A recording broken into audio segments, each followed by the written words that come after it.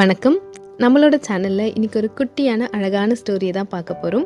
ஸ்டோரியில் விவசாயிங்க எல்லாரும் சேர்ந்து ஒரு சந்தையை ஸ்டார்ட் பண்ணியிருக்காங்க. அந்த சந்தையில் மீந்து போன காய்கறிகள் மற்ற வேஸ்ட் எல்லாத்தையுமே ஒரு பக்கமாக கொட்டி வைக்கிறாங்க. இன்னொரு பக்கம் இந்த மீனோட வேஸ்ட், அந்த நான்வெஜ் வேஸ்ட்லாம் ஒரு பக்கம் போட்டு வைக்கிறாங்க. இது சாப்பிட்றதுக்கு நிறைய விலங்குகள்லாம் வந்து போகுது. ஆடு, மாடு, நாய்ங்க, அந்த மாதிரி.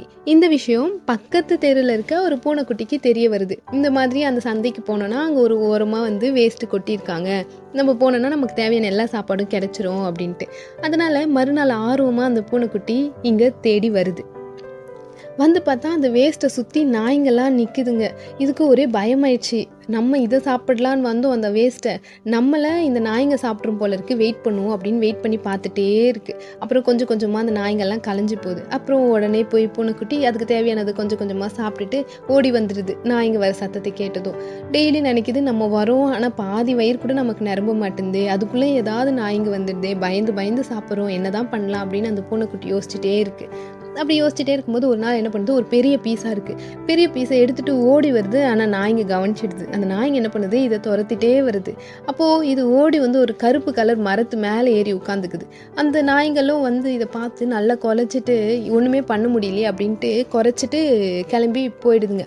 போனோடனே அப்பாடா நல்ல வேலை, இந்த மரம் இருக்கிறதால தான் நம்மளால் காப்பாற்றிக்க முடிஞ்சுது, இல்லைனா என்ன ஆயிருப்போம், நாய்கிட்ட தான் மாட்டியிருப்போம் அப்படின்னு சொல்லிக்கிட்டே கீழே நன்றி சொல்லான்னு அந்த மரத்தை பார்க்குது.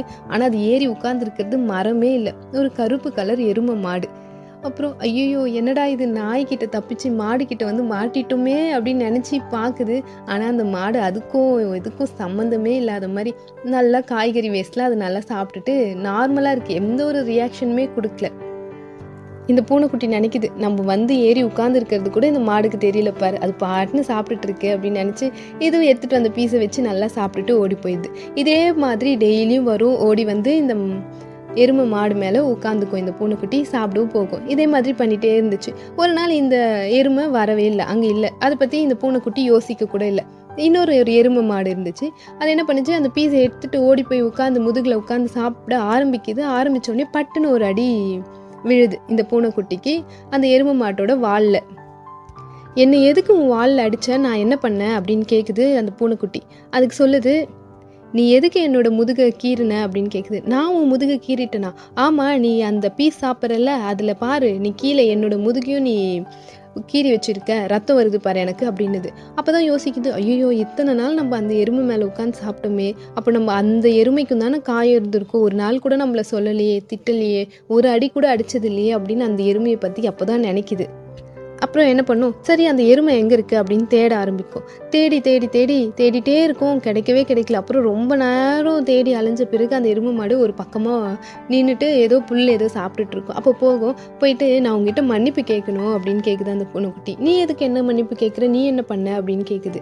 இல்லை, நான் வந்து உன் மேலே ஏறி உட்காந்துருக்கேன், நான் உன் முதுகெல்லாம் கீறி விட்டுருக்கேன், உனக்கு ரத்தம் வந்திருக்கும், காயப்பட்டிருக்கும், என்னை ஏன் ஒரு நாள் கூட எதுவுமே சொல்லலை, திட்டவும் இல்லை, என்னை ஏன் அடிக்கவும் இல்லை அப்படின்னு அந்த பூனைக்குட்டி கேட்குது.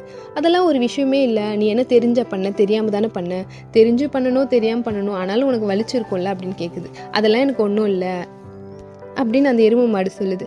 அதுக்கு பூனைக்குட்டி சொல்லுது, தெரிஞ்சு பண்ணாலும் தெரியாமல் பண்ணாலும் வலிக்கும், நீ சொல்லியிருக்கணும்ல அப்படின்னு சொல்லுது. அதெல்லாம் ஒன்றும் இல்லை அப்படின்து. சரி சாரி, இனிமேல் நான் உன் மேலே ஏறி உட்காந்து இந்த மாதிரிலாம் பண்ண மாட்டேன், என்னை மன்னிச்சுடு அப்படிங்குது பூனைக்குட்டி.